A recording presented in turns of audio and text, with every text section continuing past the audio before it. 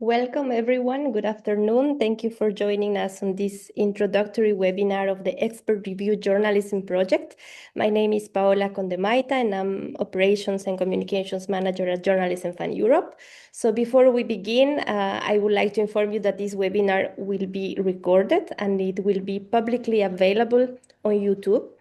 This recording will allow us to share the session with anyone unable to attend today, and they will be able to help themselves reviewing this online session to see the valuable insights that will be shared today. To build a lasting repository of knowledge, this webinar will remain accessible online for as long as it remains relevant and valuable.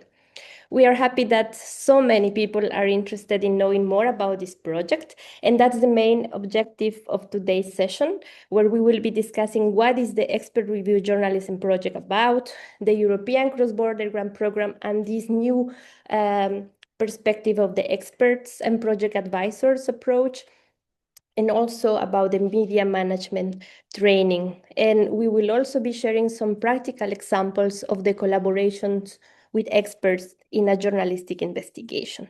So this session will be recorded until the intervention of Stéphane Horel.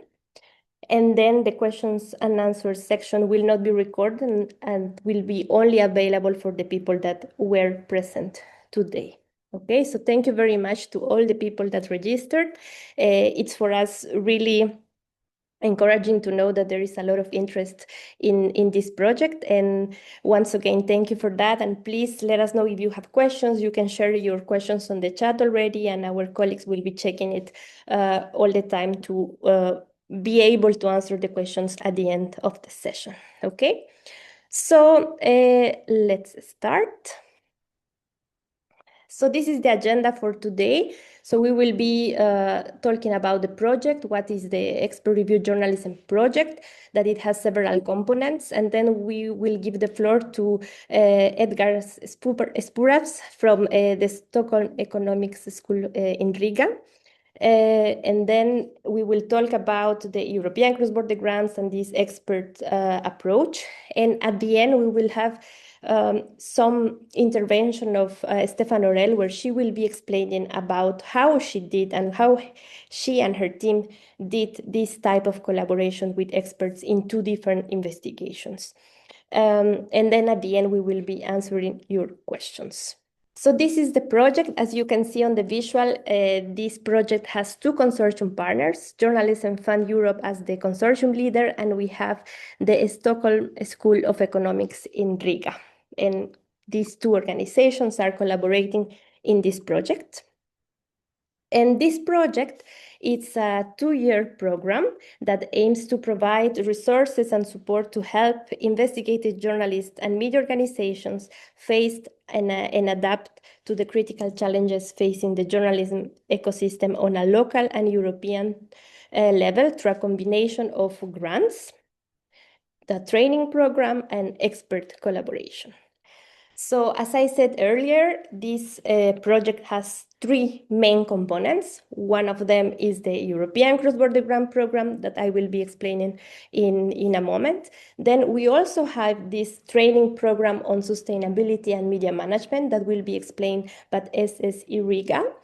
And then we also have this joint package where we will be working together with Riga on the project advisor and expert program. Here you can see in which work package each organization is involved.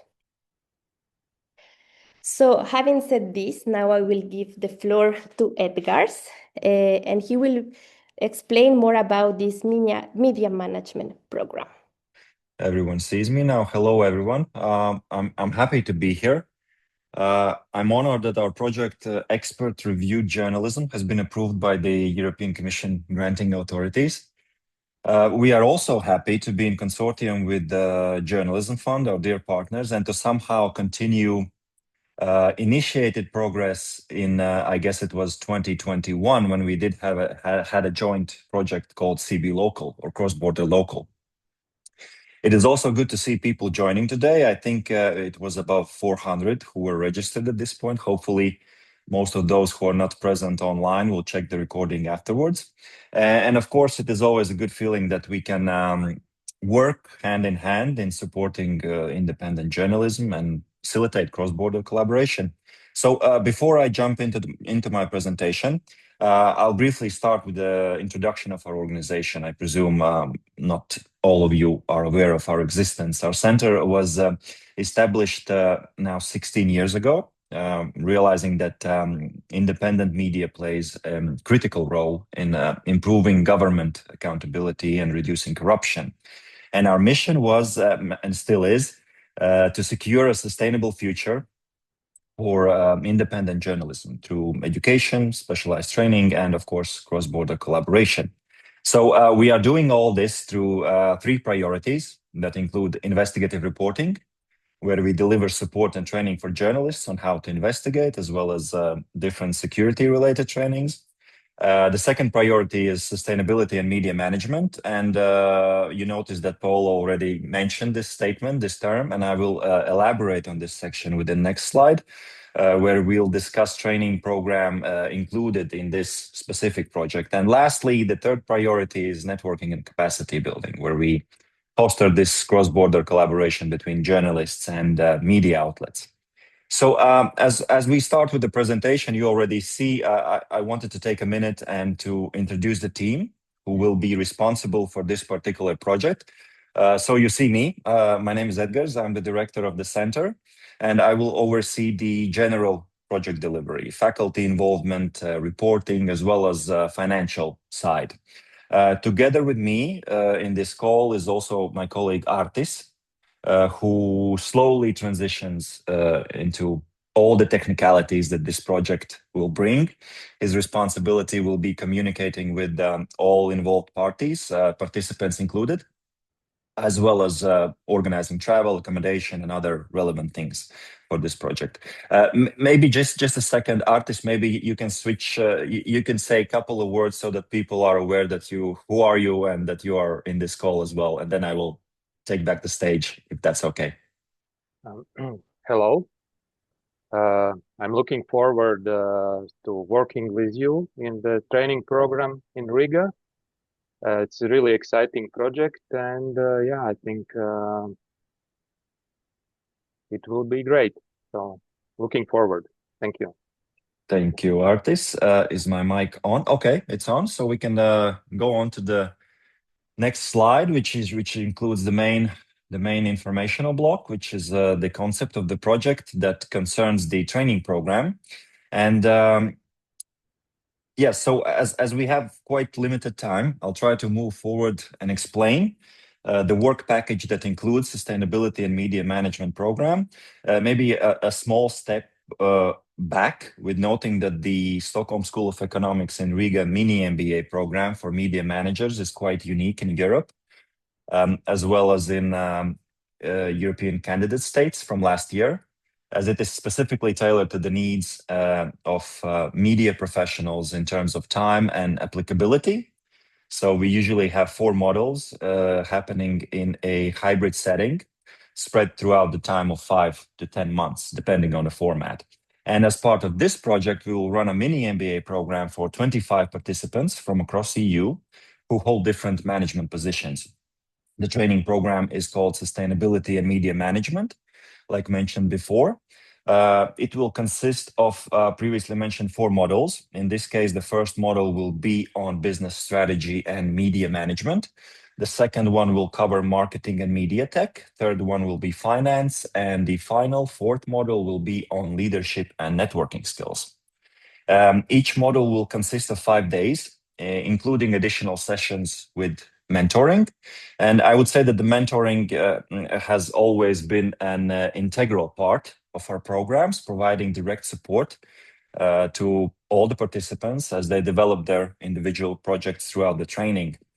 And the last model will conclude with pitch presentations, where participants will get the chance to present their ideas in front of investor panel, which would give an opportunity to secure initial funding or continuous mentoring for the given development of the idea.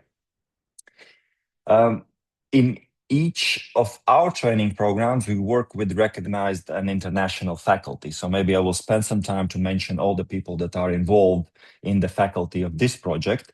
Firstly, our program director will be, I think, well-known, Mr. Mark Lee Hunter, who is the founding member of the Global Investigative Journalism Network and the author of Story-Based Inquiry, that is a manual for investigative journalists. Of course, in addition to the fact that he has trained thousands of journalists to manage and write investigations.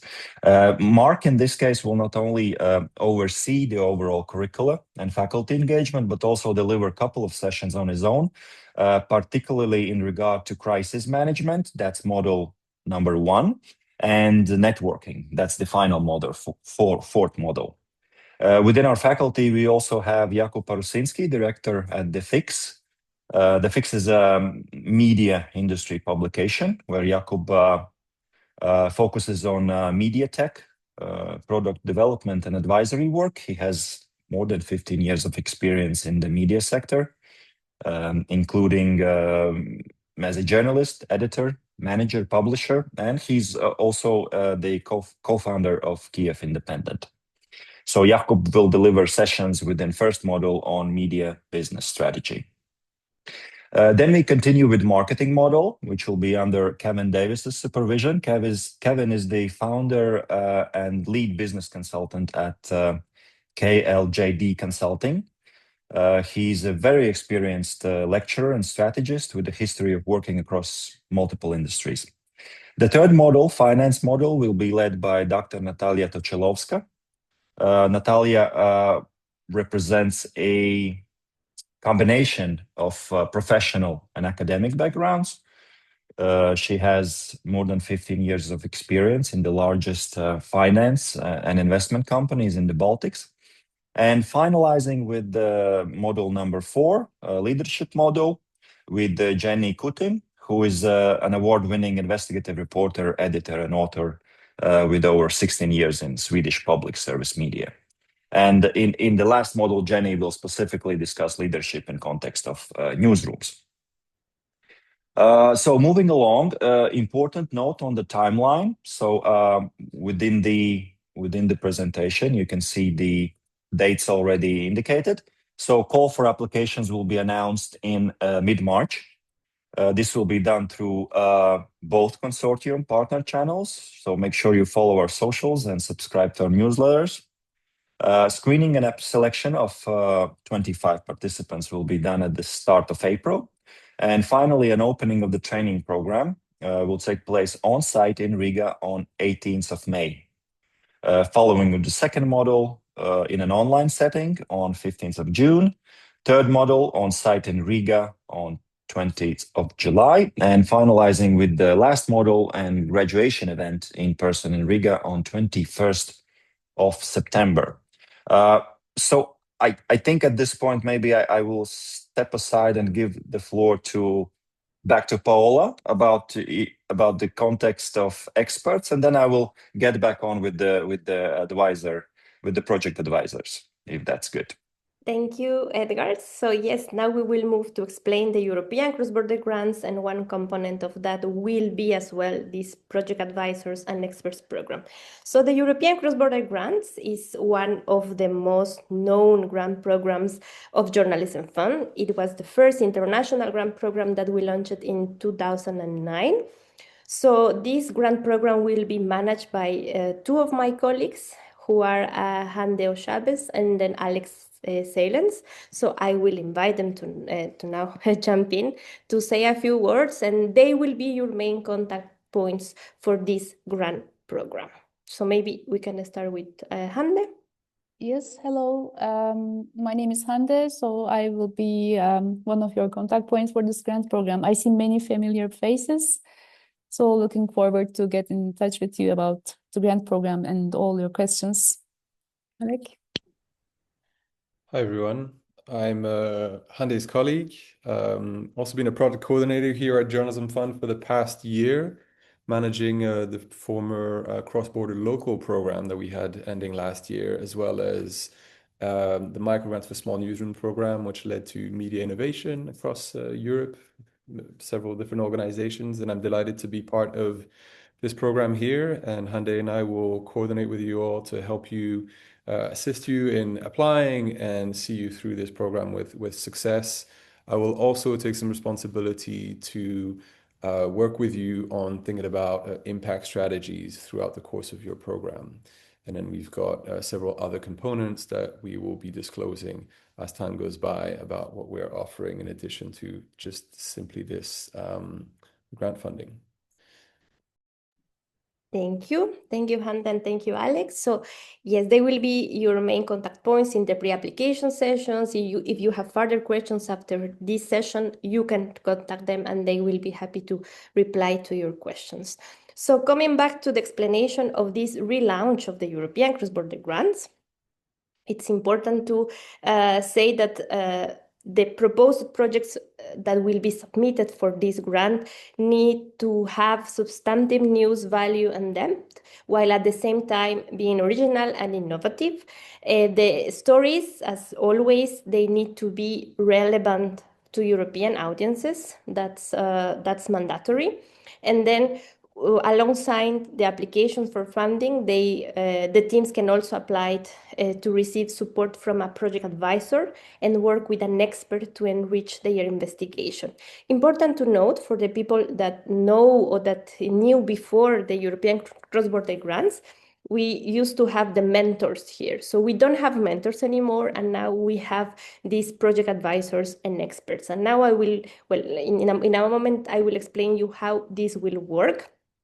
But important to know as well that if you get the grant, once you have published your investigation, you can also apply for scholarships to attend events where you will be presenting your investigation. So that's also important, and that's one component that we would like to promote from the beginning, so you know that you have this possibility to apply for this extra funding after your publication has been published. So then the European Cross-Border Grant Program can cover two types of costs: the working time of the journalists, so that means the time they spend working on the project, and also the expenses. And in a moment, I will explain in detail what type of expenses we can cover. So the expenses, we allow expenses that are directly related to the investigation. For example, access to databases, fixers, so travel expenses as well, accommodation expenses if you need to travel for your investigation. But then we also recommend you that you minimize unnecessary travel, because that's also important for us as Journalism Fund, but also important for the European Commission, who is one of the main funder of this project, the Expert Review Journalism. Then all the costs should arise during the project period. So we cannot cover costs that were done before the signature of the contract. So that's very, very important. What we do not cover, so we don't cover overhead and office costs, investment in goods, such as IT hardware, mobile phones, cameras, software. We cannot cover this type of costs. We don't cover production costs either, and then recoverable VAT. Food and beverage are not covered, per diems neither, and content distribution. We don't cover all these type of costs. Then we will have 6 calls for applications, 4 that will be in 2026. The first one on the 19th of March, the second one on the 21st of May, the third one on the 30th of July, and the last one of 2026 on the 1st of October. And we will have 2 calls in 2027 that are on the 7th of January and 11th of March. All the deadlines are at 1 p.m. Central European time. And important to know that we have 280,000 available per call. So of course, if we don't distribute, let's say in the first call, all the money, then we will have a bit more in the second call. But this is information that will be communicated once we open the application call for the second date. And now we will explain about this project advisor and expert program. As I said earlier, this new approach of the experts is mainly to help you strengthen your investigation. We will see in a moment, Stéphane Horel will tell us what are the advantages and what is the added value of this type of investigations. But our main objective is that with the guidance of a project advisor, the teams can also work with specific experts, with people specialized in the topic that will bring additional depth and expertise to the investigation. So we are talking about two new actors. The first one that is the experts, and the second one that are the project advisors. We can move to the next slide. So yeah, important to know key points that are important about the experts. So the experts are selected based on the topic of the investigation. So in the application form, you can tell more or less what's the topic, of course, of your investigation, and you can also explain the type of experts you might need. Then important to know that the final choice of the expert will be made by you as a team, and the project advisor will be there to support you. So Edgars will tell you more about the project advisors because Riga will be in charge of the project advisors. They will pay the project advisors, and Journalismfund will pay the experts, okay? So experts will be only involved if a project advisor is assigned. So it cannot be that there is a project and then a team, and then they will like to collaborate with that expert directly. We need a project advisor to be there. That's something mandatory, and that's something that we will do it based on a communication, on a daily communication with the team. Then all the projects with experts, as I said, must therefore also include a project advisor. The experts are paid by Journalismfund Europe, and a minimum of 4 working days will be available. So why this matters, why it's important that you have experts? So this is mainly to ensure that the cross-border teams can receive support, to actively seek out professional support to help improve their investigation by accessing the right expertise, improving investigative depth and accuracy, and increasing the overall quality and impact of their journalism. So we want to help you to have better investigations and, of course, maintaining your editorial independence. And I think that's important, and that's where the project advisors will help you further. And now I will give the floor to Edgars to tell you more about the project advisors. Okay, thank you, Paola. Once again, it's my turn to keep explaining this concept. So if you recall, then Journalismfund is aiming to address the shortage of independent journalism by providing grants for projects, for investigative projects. So Paola mentioned total 6 calls supporting 80 plus projects, 84, I think. Now, next to the financial support for an investigation, teams can apply for a project advisor. And this is where SSC Riga steps in. The project advisor will act as a bridge, or I like to use the term mediator between the teams of journalists and the industry experts, which were also mentioned previously by Paola. Media outlets and journalists are reluctant to lose their independence when they collaborate with experts. So this is why project advisor should be in place to facilitate the cooperation between both parties.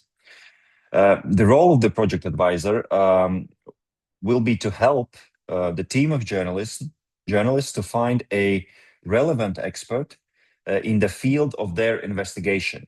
Therefore, a total of 35 projects will be eligible for a project advisor. SSC Riga will provide a list of names of possible advisors, and then the journalistic teams will be given limited options, 3 possible options from which the selection could be made. Now, the initial project advisor list, I think with 18 advisors, are already on public display on our webpage. I will share the link once I'm finished within the chat. And you will be able to see that the compiled names are well known, not only in context of Baltics, but across Europe. And all advisors are connected to the media, either management, production, practical journalism, academic research, and so on. So after the selection have been done, the project advisor will meet with the team and the expert with whom the journalists can collaborate. So such methodology will focus on peer-reviewed journalism, where investigative pieces produced by journalists will undergo review by experts before publication. And those experts will assess the accuracy, the factual accuracy, depth, linguistic precision of each report, therefore strengthening the credibility and impact of those investigations. Yes, so I think that this is on the project advisors. Alec, could you go to the last? Oh, okay. So this is the last slide. With this, I really hope that we managed to explain the overall concept of the project. And in this slide, you'll be able to see all our contact details as for the SSC Riga's part. So if you experience any questions, please reach out and we will be happy to help. Of course, I'm sure that the next session by Stéphane Horel on collaboration between journalists and experts will bring additional clarity. And as well, we are all staying for Q&A afterwards. So thank you for now. Thank you, Edgar. So I think to recapitulate a bit what we were discussing. So the European cross-border grant is a different grant scheme, and the media management program is another scheme. So they are not connected, we will say. They are managed, one by Journalismfund, the European cross-border grants, and the media management program is managed by Riga. Okay, so by SSE Riga. So that's the main difference. I think Gabby was asking that on the chat, and I think it's a valid question. So we are managing two different funding schemes, but where we work together is on the project advisors and experts program. Okay, so both of us are involved there. So we will continue the presentation. Before we will move to the next part, we have two prime examples that actually inspired our idea of this project, the Expert Review Journalism project. And these are two projects where Stéphane Horel was involved, and she was leading these two projects. One is the Forever Pollution project and the Forever Lobbying project. Both were partially granted by Journalismfund Europe, but there were other organizations as well that supported these two investigations. And she will be talking more about these two examples in a moment. I will ask my colleague Hande to share with you the projects on the chat so that you can have a look of how many journalists were involved and also a bit of the impact of these two projects. So moving forward, talking about the European cross-border grants, here we invite you to also book a pre-application meeting to dispel your doubts about the grant program, if maybe something was not clear, and then also maybe you have an idea in mind to develop a project with this experts approach, please book a pre-application meeting with my colleagues and they will be happy to assist you with your questions. And important to know now as well that we have invited Stéphane Horel and her colleagues to provide some knowledge and some lessons learned about their experience working with experts. So they are giving 4 sessions. Here you have more or less the outline of these 4 online sessions that will be taking place from the next month onwards. So these 4 sessions will be free and you can register already, and you can have the possibility to know more about how you can get on board with this type of projects, with this type of collaborations.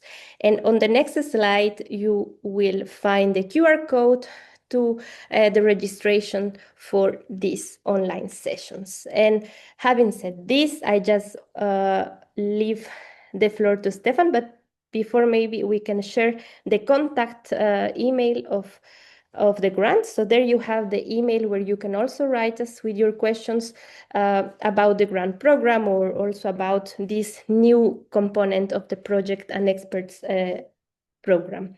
So now, having said this, I will give the floor to Stéphane. So she will tell us more about the experience of collaborating with experts and also how they did all of this, maintaining their editorial independence. Thank you. Good afternoon, everyone. Thank you, Paola. Thank you, Journalism Fund, for having us to present our work. I'm saying us because it's not me presenting my own work, but I'm presenting the work of a team of 45 journalists who have worked together for over 3 years on a project called the Forever Pollution Project. And it's the idea is to give you an idea of how we did this kind of experimental work with experts, which inspired this program, which is for us very exciting. And I'm going to just to give an overview of the two projects. The first one started in 2023. And both projects are about the PFAS. So some of you may not know what PFAS are, even though they have a nickname now. They are called the forever chemicals. And what they are chemicals that were invented in the 40s, 50s, actually developed during the Manhattan Project, and then used in hundreds of civil applications. The problem with those chemicals is that they are extremely persistent, which is why they are so used in so many applications, because they resist to extreme conditions. And so their extreme persistence is complicated to deal with because they are also toxic. So the toxicity persists in the environment and in our bodies. One of the other problems that these compounds pose is that they are many of them. There are over 12,000 PFAS out there in nature on the market, which makes it very complicated to deal with the contamination. And the applications in which you can find the products in which you can find those PFAS are the famous non-stick frying pans, the Teflon that everybody has heard of, but also waterproof clothing like Gore-Tex, stain-proof textile treatments, like when you spill your coffee on your sofa and there are little drops and it doesn't get into the sofa, that's PFAS, but also food packaging, pesticides, and a lot of the environmental contamination is due to the use of firefighting foams used to extinguish fuel fires. And so, as you see, it's a great variety of products, and it includes also very daily products of daily use, such as toilet paper. So scientists today call PFAS the worst pollution crisis humanity has ever faced. And one of the reasons I mentioned the persistence and the toxicity, but it's also because they are widespread all over the globe. And you can find it everywhere in the water, in soils, in sediments, in the rain, up to Tibet, the Tibetan plateau. There is some PFAS in the rain there, but there's no PFAS industrial activity. In the air, in the food, in wildlife, and also in every single human on the planet. So really what we did with this project was to make visible something that was completely invisible. Nobody had heard of PFAS like 4 or 5 years ago, but they were already everywhere and in our blood. And so somehow this project contributed to create the awareness across Europe about this major problem. So the first project was really about the environment, the environmental contamination. We called it the Forever Pollution Project, but also the Map of Forever Pollution. There were 16 media working on the project in 12 countries with the coordination of ARENA, because we started only 5 journalists and we ended up being almost 30. And we created a website. You can see there's an address where you can find all our work. There's a dedicated website for this work. So how we started, it's really how it started, how it's going. So in April 2022, the idea was launched by Tim Loimes, a young Dutch colleague who was facing the scandal of the contamination of the PFAS facility in Dordrecht. It's a DuPont Claymore now facility. And the scandal had been revealed by the media, actually, by Follow the Money in 2015. And he was wondering how many of these PFAS facilities are there across Europe. So we started really with a modest goal, which was already quite difficult, is to locate the PFAS manufacturing facility across Europe. And according to like the most valuable source at that time, we believed there were between 12 and 20 plants. 12 of them had been located, and there were like 8 remaining. So this is how we started. But then after a couple of months, we were lost in a giant spreadsheet with over 200 rows, and we thought, there might be something we haven't understood here. And what we hadn't understood is, what do you mean by a PFAS manufacturing facility? And so we turned to experts, PFAS experts, with this very basic question, like, sorry to be stupid, but what is a PFAS manufacturing facility? And it turned out it was not such a stupid question, because PFAS chemistry is extremely complicated. And we had this discussion with 7 experts that started around this question. It was basically very, very informal. It was through an email exchange. And we had in this exchange 2 sociologists, 4 environmental scientists, and 1 environmental lawyer, all who had been working on PFAS for many, many years. Ian Cousins and Martin Scheringer are amongst the world top known researchers on PFAS. And so this is how we started this, what we find in the end called expert reviewed journalism, but which is something that we didn't invent. I mean, we don't claim we invented this way of working. Many journalists have worked with experts in the past years, especially on climate issues and environmental issues. But we kind of coined the term and tried to develop this methodology in a more conceptualized way. So the second aspect of this collaboration with the experts was that when we were trying to locate those facilities, we stumbled on this map of the US with a few different levels of information on contamination by PFAS. And so we thought we could adapt this methodology. So to adapt this methodology, and I will explain this further when we have a specific session about the project, we needed the help of those experts. We also needed them quite a lot to understand the data. Like I said, PFAS is a very complex issue in terms of chemistry, especially, and in terms of regulation too.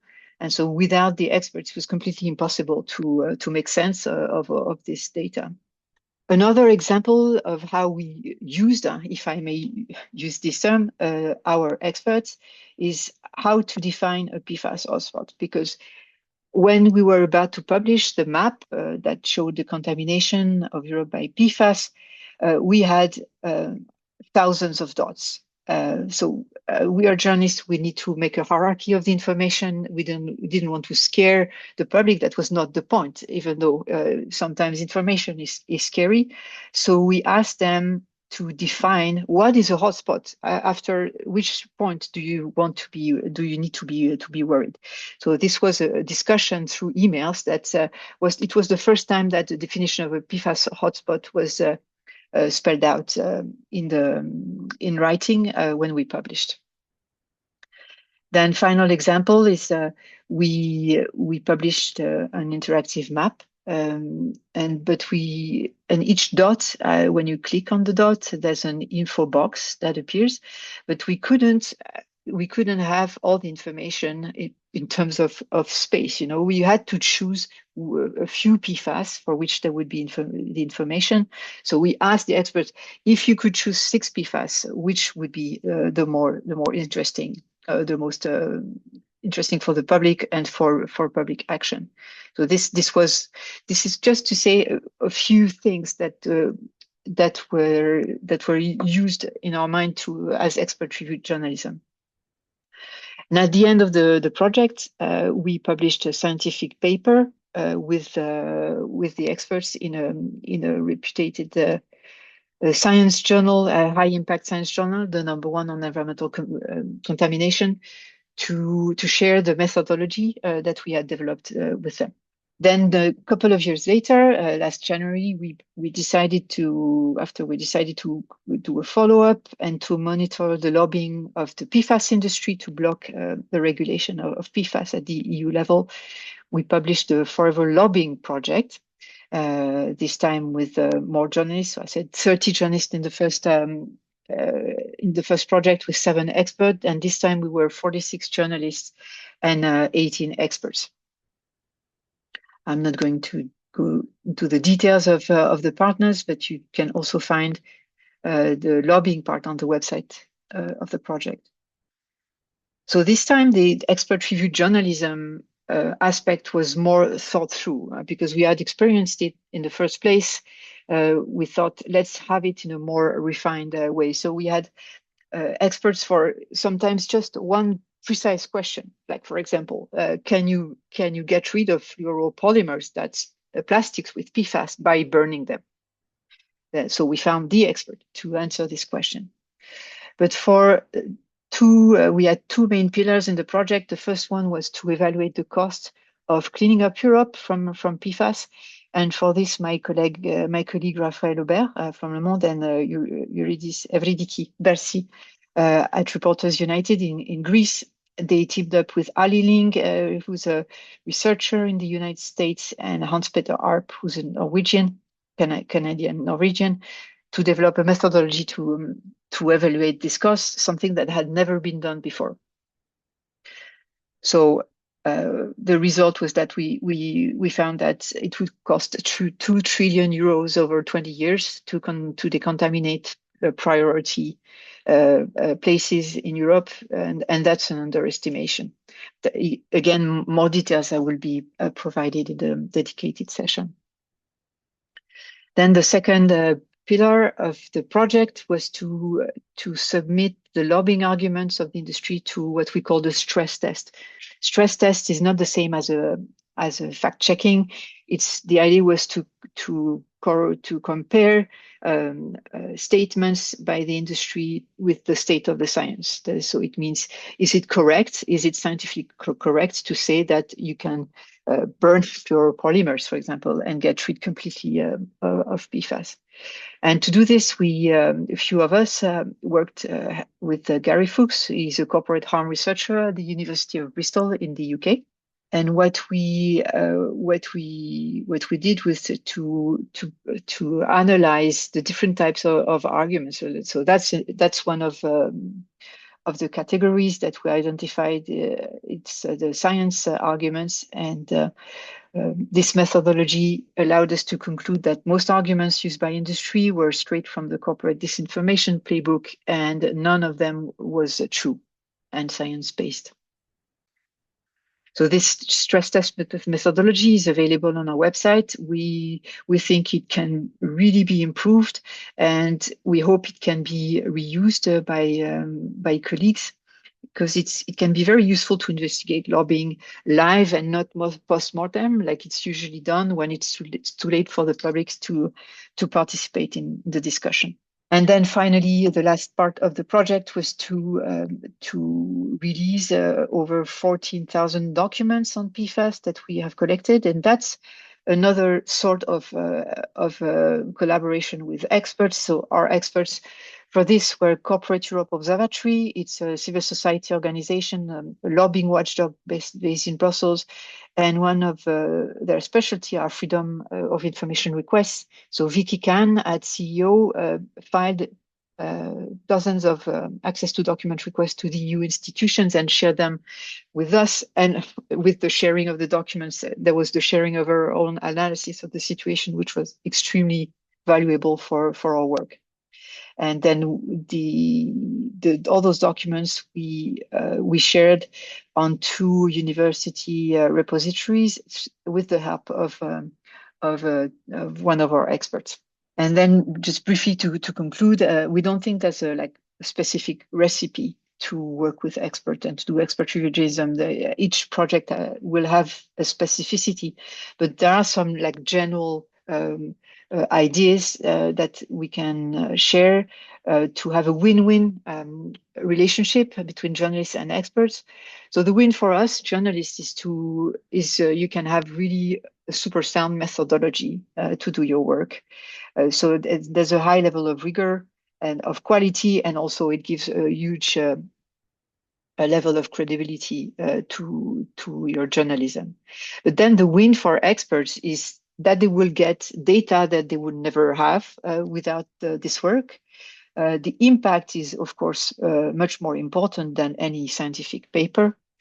They say also that it's very important for them to participate to increase the scientific literacy in the public, and that they are very interested also in the intellectual challenge of working with journalists and changing completely their views on how to work on those on topics they have worked on for many years.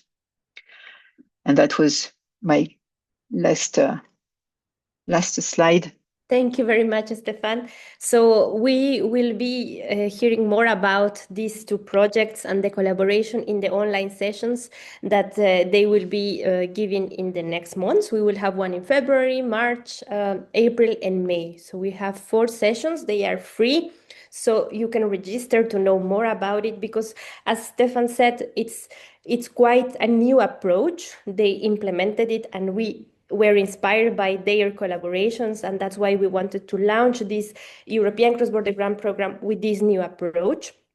So it is also a pilot project for Journalism Fund. So it is something we are testing, and we are doing our best to make it work. So we also need you as journalists to work with us, and also to give us your feedback to improve this pilot project. So thank you very much to all the people who attended the webinar, and also to those who will be watching this webinar online. Please stay if you are here connected, because we will have the questions and answers section in a moment, but this webinar will be recorded until this, so thank you very much. And then now, well, if you have questions about the grant program, don't forget to write us to our email address, and also you can book a pre-application call with our project coordinators. Thank you very much. So please don't leave if you are here connected, and thank you to those who were watching this session on YouTube.